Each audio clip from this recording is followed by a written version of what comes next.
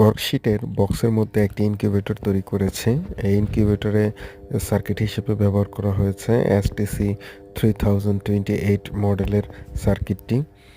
কর্কশিটের বডির মধ্যে ডিজাইন করা হয়েছে। এটির ভিতরে এসি একটি কুলিং ফ্যান ব্যবহার করা হয়েছে এবং ২টি সারিতে আমরা ডিম বসাতে পারবো। এখানে প্রায় ১০০ ডিমের মতো বসানো যায়। এখানে ইনকিউবেটরের মধ্যে আর্দ্রতা নিয়ন্ত্রণের জন্যে অটোমেটিক আর্দ্রতা নিয়ন্ত্রণের জন্যে একটি অটোমেটিক মেশিন ব্যবহার করা হয়েছে।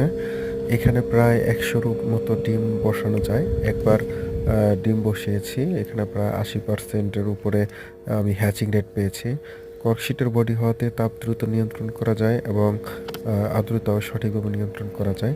আকারে ছোট হওয়ায় মাত্র ৬০ ওয়ার্ডের একটি বাল্বের মাধ্যমেই এই ইনকিউবেটরটি পরিচালিত হয়ে থাকে। তো সবাইকে ধন্যবাদ এরকম আরও নতুন ভিডিও পেতে।